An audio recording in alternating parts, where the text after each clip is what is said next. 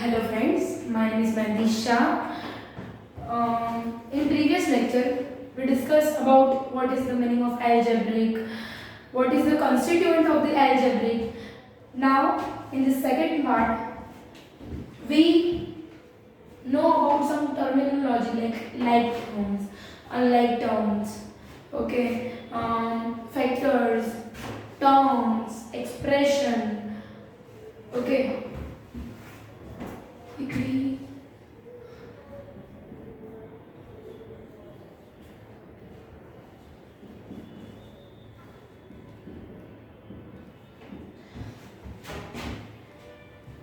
Quickly, we revise our previous lecture topic: coefficient, variable, constant, which is a part of the algebraic terminology, which is the main part of algebraic terminology.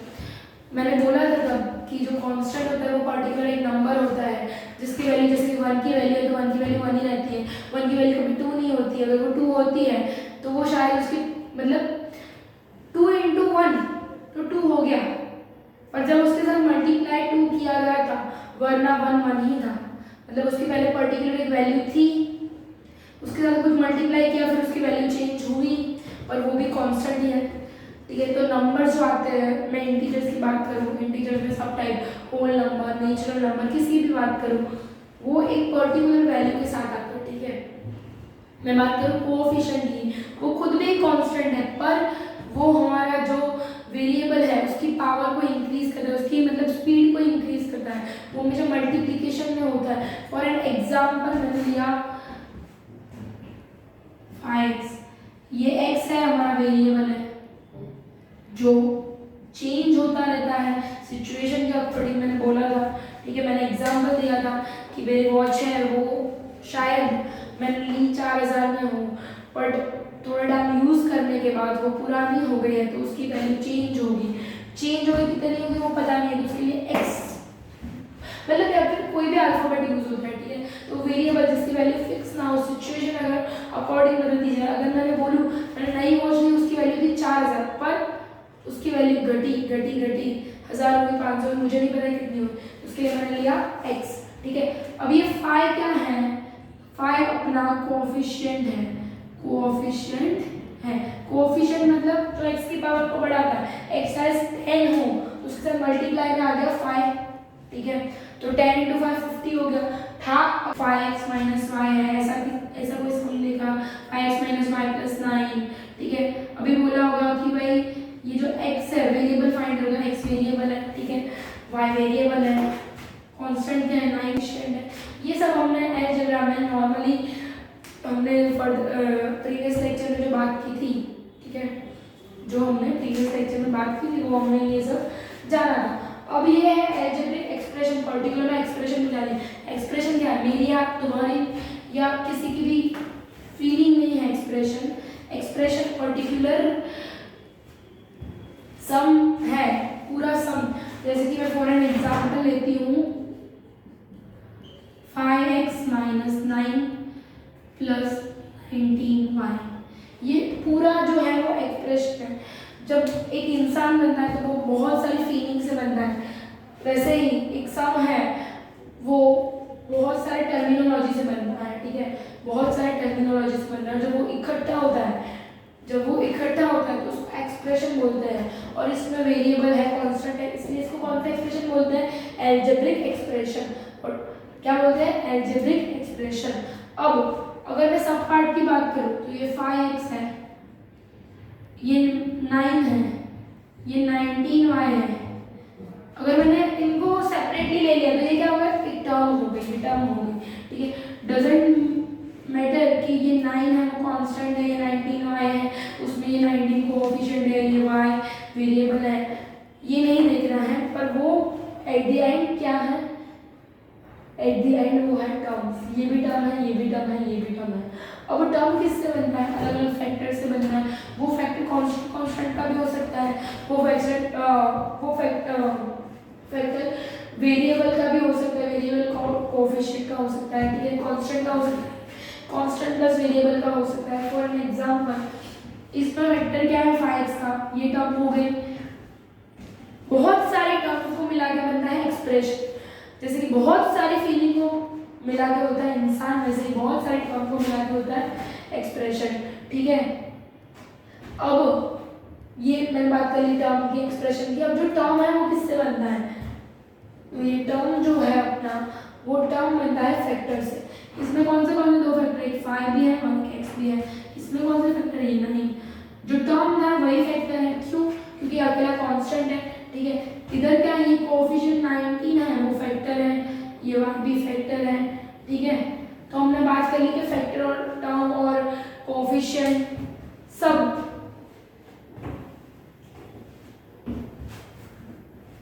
तो हमने बात कर ली कि इसमें कौन सा factor है, कौन सा टर्म है। ठीक है, अगर मैं फैक्टर को इकट्ठा करूँ तो टर्म बनेगा, टर्म को इकट्ठा करूँगी तो एक्सप्रेशन बनेगा, और इधर वेरिएबल, कांस्टेंट और कोएफिशिएंट का मिक्सचर, इसलिए इसको अलजेब्रिक एक्सप्रेशन बोलते हैं। इसको बोलते हैं अलजेब्रिक एक्सप्रेशन। अब हमने बेसिक कॉन्सेप्ट की बात कर ली। ठीक है, नाउ मैं आपको ये बताना चाहूंगी कि एक्सप्रेशन टाइम बाय टाइम बदलते जाते हैं। ठीक है, मतलब बट ऑब्वियस एक सम है, दूसरा सम पे हम जाएंगे तो किसी में शायद फैक्टर में y आया होगा। अभी मैंने दूसरा जो सम लिया है उसमें फॉर एन एग्जांपल मैंने लिया है x स्क्वायर। ठीक है, x की जगह मैंने क्या लिया है, x स्क्वायर। सम बदलेगा, सम चेंज होगा, सम चेंज होगा, वैल्यूज चेंज होगी वेरिएबल की, अलग अलग वेरिएबल के हिसाब से फैक्टर है, क्लास है, टर्म्स है, वो चेंज होते रहेंगे। ठीक है, अब मैं एक और चीज़ बताना चाहूँगी। मैंने ये नॉर्मल चीज़ तो बात कर ली, इसके अलावा मैं बात करना चाहूँगी मोनोमिनल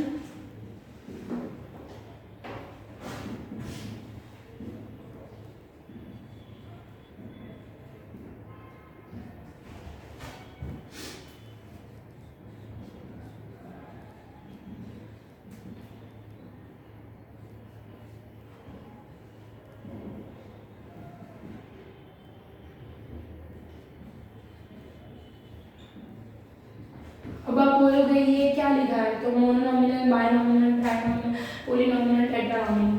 ठीक है, आई नो ये आपके लिए पहली बार है।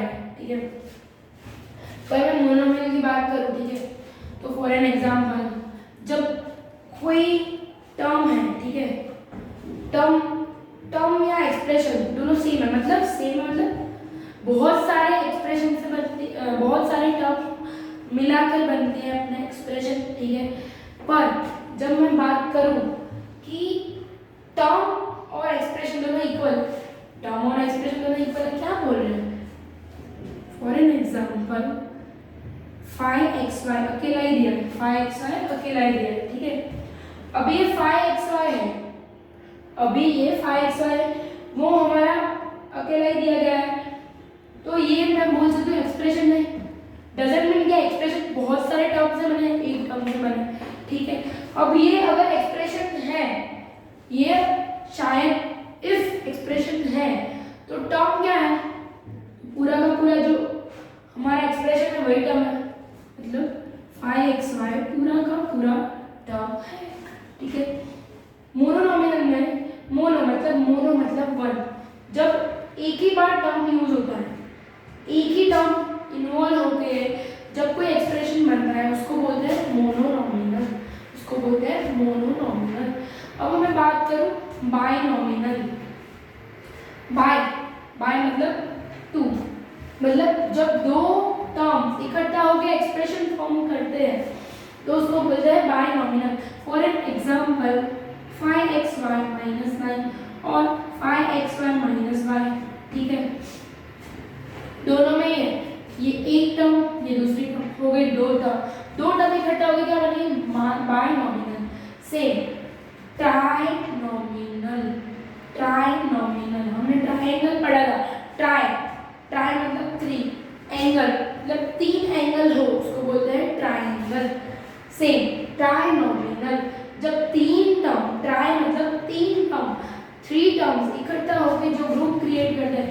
For an example 5xy - y - 9, ये जो पूरा वो 3 टर्म से बना हुआ है। 3 टर्म, क्यों 3 टर्म?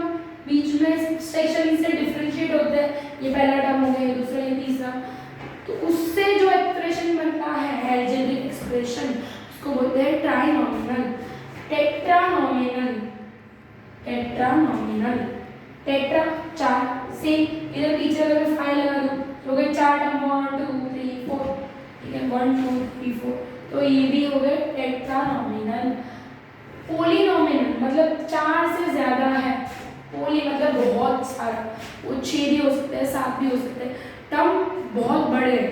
अब हम बार बार ऐसा पार्ट थोड़ी ना कर दे रहे, बाइनॉमिनल, ट्राइनॉमिनल, टेट्रानॉमिनल, तो उसको हम रख दिया हमने पॉलीनॉमिनल, जिसमें 4 से ज्यादा वाले टर्मिनोलॉजी इकट्ठे मतलब ग्रुप में एक्सप्रेशन फॉर्म करते हैं, उसको बोलते हैं पॉलीनॉमिनल, उसको बोलते हैं पॉलीनॉमिनल। हमारी ये टर्मिनोलॉजी तो क्लियर हो गई, ठीक है, छोटी छोटी टर्म्स की। इसके अलावा मैं बात करूं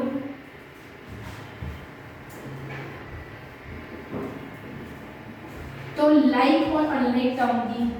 टर्म मैंने बोला अगर 5xy है या 5xy - 9 है, ये दोनों डिफरेंट टर्म है जो इकट्ठा, जो बाइनॉमिनल का एग्जांपल है, जो टुगेदर बाइनॉमिनल्स फॉर्म करते हैं, एक्सप्रेशन फॉर्म करते हैं, बाइनॉमिनल एक्सप्रेशन फॉर्म करते हैं। ये अकेला है, ये मोनोनॉमिनल एक्सप्रेशन का एग्जांपल है, ठीक है। अब मैं बोलूँ लाइक टर्म्स, लाइक टर्म मतलब एक जैसा बिहेवियर, एक जैसा बिहेवियर, एक जैसा बिहेवियर मतलब इंसान को 2 ही हाथ होते हैं, 2 ही पैर होते हैं, ठीक है, ऑलमोस्ट, एक्सेप्शंस बहुत सारे हैं पर ऑलमोस्ट की मैंने बात की, ठीक है।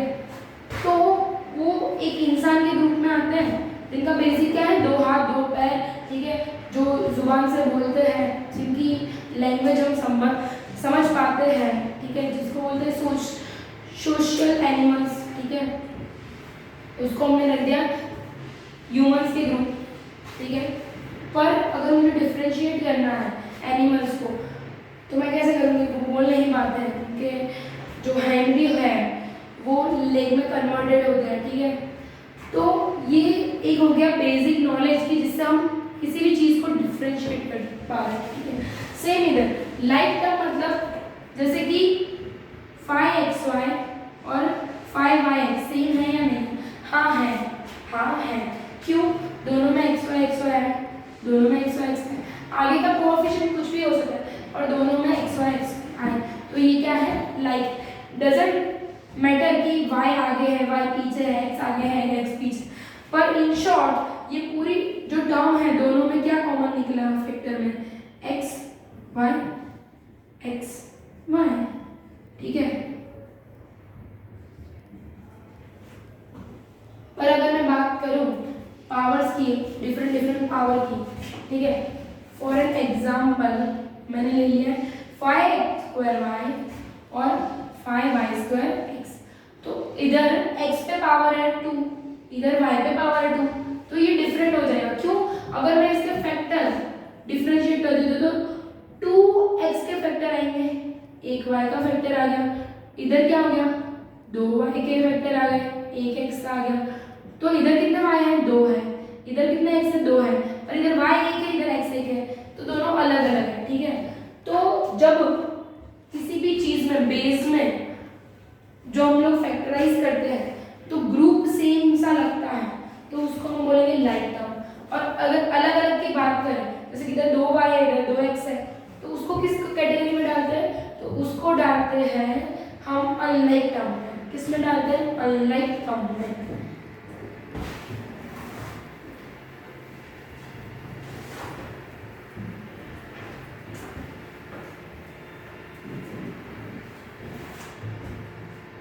ये तो बेसिक नॉलेज, ठीक है।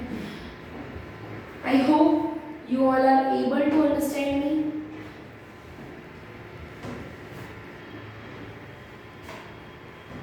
Thank you.